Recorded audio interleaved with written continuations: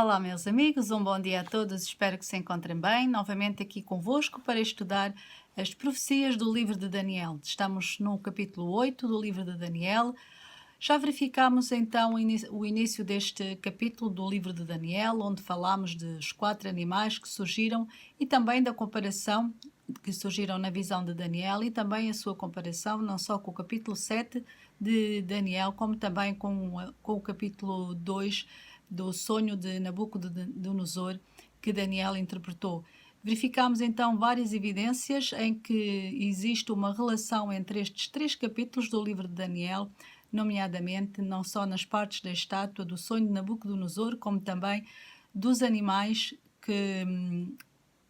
do capítulo 7 e do capítulo 8 do livro de Daniel, não só que eles estão relacionados, como também existem fortes evidências para que, neste caso, no capítulo 8, quando surge um chifre que se engrandece e que cresce, um chifre pequeno que cresce a partir dos 4 ventos, depois dos 4 generais que nós indicamos serem os generais de Alexandre o Grande, surge então um chifre que cresce, um chifre pequeno, e que se engrandece, o qual foi identificado como o Roma, de acordo também com os capítulos anteriores de Daniel que nós referimos.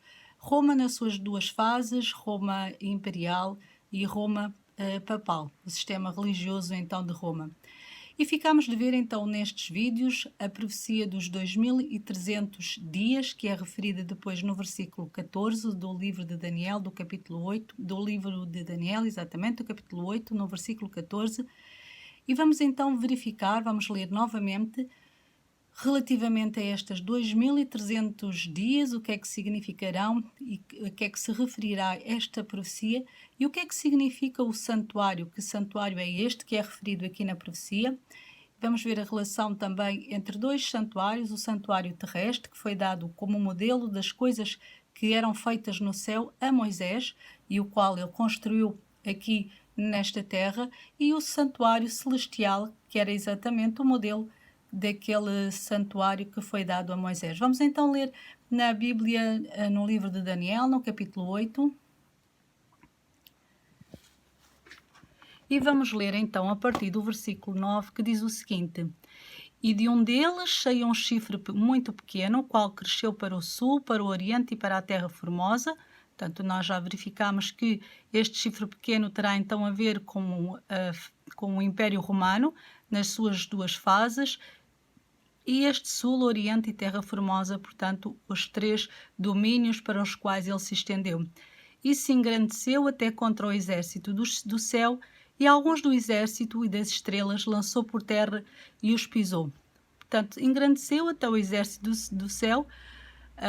Reparem que há aqui uma supremacia deste poder que vai até que passa por cima dos santos, daqueles que são considerados os que andam de acordo com a palavra de Deus, engrandecendo-se até ao céu, portanto até ao trono de Deus. E algumas das estrelas, podemos considerar aqui estrelas como o povo de Deus, aqueles que guardam os mandamentos, aqueles que andam de acordo com a vontade de Deus. Essas estrelas foram lançadas por terra e os pisou. E se engrandeceu até ao príncipe do exército.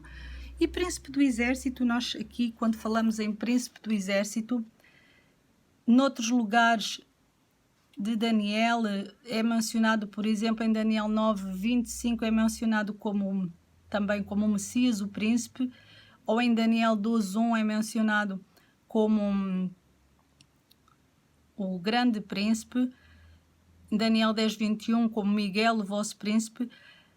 Aqui entendemos que, de fato, este príncipe do exército será o próprio Jesus Cristo, é o príncipe mencionado, o nosso sumo sacerdote. Depois temos então aqui o que fez. Engrandeceu então até ao príncipe do exército e por ele foi tirado o sacrifício contínuo. Em algumas Bíblias refere-se como o sacrifício diário. E o seu lugar e o lugar do seu santuário foi lançado por terra.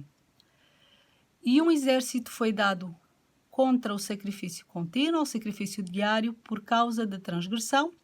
e lançou a verdade por terra, e o que fez prosperou.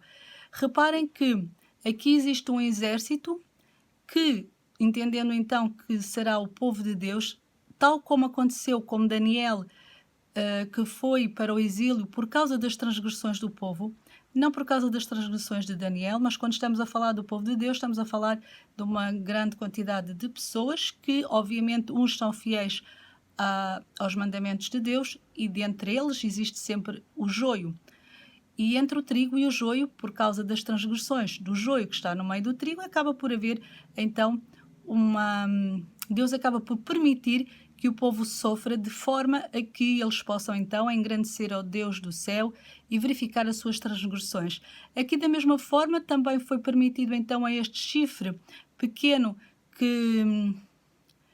que fosse então contra este exército, este povo de Deus, por causa exatamente também das suas transgressões, tal como o povo de Israel. Não quer dizer que todos tenham transgredido, mas de fato existiam alguns que foram transgressores, e por isso foi permitido que este poder os perseguisse por algum tempo. E lançou a verdade por terra, e o que fez prosperou. Depois ouviu um santo que falava, e disse outro santo àquele que falava: até quando durará a visão do sacrifício contínuo e da transgressão assoladora, para que sejam entregues o santuário e o exército, a fim de serem pisados? Daniel então faz aqui uma pergunta: até quando este poder iria dominar sobre os santos, sobre as estrelas, sobre este exército de Deus? E depois o anjo dá-lhe então a resposta: até 2.300 tardes e manhãs, e o santuário será purificado. Nós sabemos então que, de fato, este chifre pequeno, correspondendo então ao papado, na relação que nós fizemos com os outros capítulos também do livro de Daniel, esta ponta pequena, um sistema religioso que ele representa o ofusca de fato e tenta substituir a função que Jesus tem no santuário celestial. No versículo 11 aqui, o contínuo sacrifício é, portanto, um recordativo do que acontecia ao santuário terrestre para designar os vários e contínuos aspectos dos serviços rituais, incluindo os sacrifícios e a intercessão. Era através destes serviços que os pecadores eram perdoados e os pecados tratados no tabernáculo. Este sistema terrestre representava então o ministério intercessório de Cristo no santuário celestial, mesmo porque tinha sido dado um modelo a Moisés de como este santuário celestial funcionava. Assim como predito pela profecia nestes versículos e nos anteriores, já dos outros capítulos, vemos que o papado troca a intercessão de Cristo pela intercessão dos sacerdotes, através dessa adoração falsa. Este chifre pequeno elimina o ministério intercessório de Cristo, de fato, então, lança por terra o lugar do santuário. E ele prosperou, lança não só esta verdade do santuário, como desta intercessão de Cristo que é tirada, como várias outras heresias que nós já falámos noutros vídeos, que o papado acabou por instituir e que não têm fundamento na palavra de Deus. Não têm, de acordo com a palavra de Deus, uma verdade explícita para que eles possam ter instaurado tais heresias. Jesus declara que ele mesmo é a verdade, e só ele é a verdade. Isto podemos ver no livro de João, capítulo 14, versículo 6. E a palavra de Deus também é apenas a única verdade, como está no livro de João, no capítulo 17 e no versículo 17. Em contraste, temos aqui o papado que proíbe a tradução da Bíblia na linguagem do povo, pôs a interpretação da Bíblia apenas sobre a autoridade da Igreja e põe a tradição em teoria ao lado da Bíblia, mas na prática essa tradição é colocada acima da Bíblia como suprema regra de fé. Portanto, a tradição tem mais valor do que aquilo que dizem as Sagradas Escrituras. Depois deste ataque devastador da ponta pequena, do chifre pequeno, é feito o anúncio então que o santuário será purificado, e devemos entender esta mensagem tendo presente que a purificação do santuário corresponde também ao julgamento que nós verificamos no capítulo 7 de Daniel, dos versículos 9 ao 17. Reparem que o santuário terrestre foi modelado, como já dissemos, segundo o original celestial. Ele servia apenas para ilustrar os contornos gerais do plano da salvação. Moisés recebeu a ordem de constituir um santuário. Este santuário deveria ser construído conforme o modelo que lhe foi mostrado no monte. Isso depois podem consultar no livro de Êxodo, no capítulo 25, no versículo 40, também no livro de Hebreus, no capítulo 8 e no versículo 5, ou seja, do santuário celestial. Portanto, era uma réplica do santuário celestial que existe no céu. 2 serviços básicos realizados neste santuário eram o serviço diário ou o serviço contínuo e o serviço anual. Os pecadores traziam diariamente os seus sacrifícios ao santuário, onde as pessoas eram perdoadas dos seus pecados confessados, já que, em certo sentido, esses pecados eram transferidos para o santuário. Em consequência, o santuário ficava contaminado, portanto, era necessário um processo periódico de purificação para limpar dos pecados ali registados. Era chamado, então, o Dia das Expiações e tinha lugar uma vez por ano. Depois podem consultar também relativamente a estes termos de purificação do santuário e como é que era feito exatamente esta purificação no livro de Levítico, no capítulo 16, inclusive dos 2 bodes que eram mortos, do bode e do novilho que eram mortos, e também do bode expiatório, como representação do próprio Satanás, que será preso por 1000 anos, que era, nesse caso, portanto, no livro de Levítico, enviado para o deserto para ficar aprisionado, onde acabava por morrer. E isto também é uma representação do próprio Satanás e daquilo que irá acontecer, então, no final dos tempos, depois do julgamento. No dia das expiações terrestres, muitos animais eram mortos, simbolizando então a morte de Cristo, que viria morrer por todos nós. Sendo assim, os pecados conseguiam subsistir no dia das expiações. E tal como acontecia no dia das expiações terrestres, quando o santuário era purificado, com muito mais razão acontece então no santuário celeste, onde o sangue de Cristo nos faz passar incolumes pelo juízo. Reparem que a profecia dos 2300 anos que ocorre depois então da lei de Deus ser pisoteada, do crescimento deste poder que vai contra os santos do Altíssimo e que pretende substituir a intercessão de Cristo aqui na Terra, é uma profecia que corresponde a 2300 tardes e manhãs. Nós sabemos que na Terra surgiria uma igreja remanescente, que restauraria então a verdade de Deus, que tinha sido pisada por esta ponta pequena, por este chifre pequeno, e no céu se iria iniciar um juízo investigativo. E quando este terminasse, então este chifre pequeno seria finalmente destruído e o reino dado aos santos do Altíssimo. A profecia das 2300 tardes e manhãs é uma profecia que cobre, de fato, o maior tempo da história, no tempo da Bíblia, e a expressão tardes e manhãs, como nós verificamos no livro de Gênesis, onde Deus dá a indicação, quando criou o mundo, houve tarde e manhã, em Gênesis capítulo 1, 5, depois 8, 13, 19, 23 e 31, dá-nos a entender, portanto, que é um dia literal de 24 horas. Esta expressão, significando então as 24 horas, nós aprendemos em lições anteriores o princípio também da interpretação profética de dia-ano. Não poderíamos estar a considerar 2300 tardes e manhãs apenas como dias, isso daria menos de 6 anos, o que não se encaixaria de maneira alguma na profecia que está aqui descrita no livro de Daniel, no capítulo 8. Então temos a indicação que esta profecia terá cada dia equivale a um ano literal, como nós podemos confirmar depois novamente, e vocês podem confirmar nas vossas Bíblias, isto já foi referido noutros vídeos e até verificado na própria Bíblia, mas podem depois consultar no livro de Números, no capítulo 14, no versículo 34, no livro de Ezequiel, no capítulo 4 e nos versículos 6 e 7.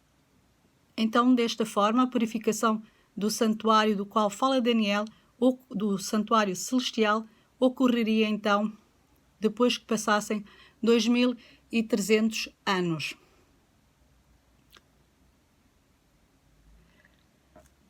Relativamente a quando este período começa e quando este período termina, só no capítulo 9 do livro de Daniel é-nos dada essa informação com a introdução de outras datas que tiveram o seu cumprimento de acordo com a profecia e de uma maneira incrível e que encaixam perfeitamente naquilo que nos diz também a história e o que está escrito nos registros dos livros de história. Nós iremos ver depois, quando estudarmos o capítulo 9, exatamente quando começa e quando terminam então estes 2.300 anos. Entretanto, gostaria também ainda de verificar convosco no livro de Hebreus, para vocês verificarem que, apesar de ter sido no livro de Hebreus, no capítulo 9, e nos versículos 23 e 28, nós verificamos, no livro de Hebreus, portanto, no capítulo 9, nós verificamos exatamente o que é que este santuário fazia, o santuário terrestre, e porque é que ele então não tem mais sentido nos dias de hoje. E semelhantemente aspergia com sangue o tabernáculo e todos os vasos do ministério, e quase todas as coisas, segundo lei, se purificam com sangue, e sem derramamento de sangue não há remissão. De sorte que era bem necessário que as figuras das coisas que estão no céu assim se purificassem, mas as coisas celestiais com sacrifícios melhores do que estes. Porque Cristo não entrou num santuário feito por mãos, figura do verdadeiro, porém no mesmo céu, para agora comparecer por nós perante a face de Deus. Nem também para si mesmo se oferecer muitas vezes, como o sumo sacerdote cada ano entra no santuário com sangue alheio. De outra maneira, necessário lhe fora padecer muitas vezes desde a fundação do templo, mas agora na consumação dos séculos, uma vez que se manifestou para aniquilar o pecado pelo sacrifício de si mesmo. E como aos homens está ordenado morrerem uma só vez, vindo depois disso o juízo, assim também Cristo ofereceu-se uma vez para tirar os pecados de muitos, aparecerá a segunda vez sem pecado aos que o esperam para a salvação. Temos então aqui uma indicação de que Cristo é o único mediador neste momento. A partir do momento que ele morreu, o santuário, o véu do templo foi rasgado de uma ponta à outra, terminando então a intercessão que era feita através dos animais, da oferta dos animais, como sacrifício pelos pecados do povo. Jesus entrou no santuário a partir do momento que ele morreu e, de fato, é ele o nosso intercessor. Não há necessidade de mais a morte de animais. É ele o nosso intercessor direto e o único mediador entre Deus e os homens para que nos possa limpar dos nossos pecados. A importância deste santuário celestial é muito grande, porque neste momento nós estamos a ser julgados por aquilo que nós fazemos, por aquilo que nós já fizemos. De forma que nos próximos vídeos iremos entender também como este julgamento é feito.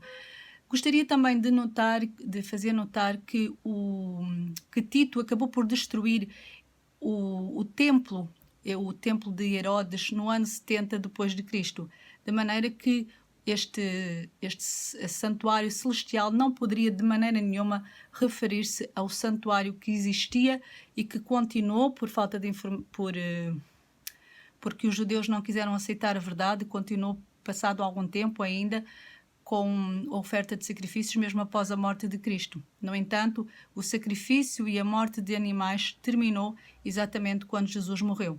A entrega de Jesus foi para terminar este sacrifício terrestre que acontecia aqui na Terra e que acabou por dar fim à morte e ao sacrifício que era transmitido através dos animais como uma indicação da morte de Jesus por todos nós. Neste momento, o nosso único intercessor é então Jesus, o nosso único intermediário, e o meu desejo para vocês é que possam então pedir a Jesus que possa interceder por nós nas nossas orações, porque Ele é o único que pode fazer essa intercessão. E está na altura certa ainda de o fazer, enquanto não for fechado o tempo, enquanto o tempo da graça não acabar e nós pudermos ainda pedir-lhe a Ele esta intercessão. Espero que tenham todos um bom dia e fiquem bem, e nós encontramos-nos amanhã para mais um vídeo aqui do canal. Um bom dia a todos.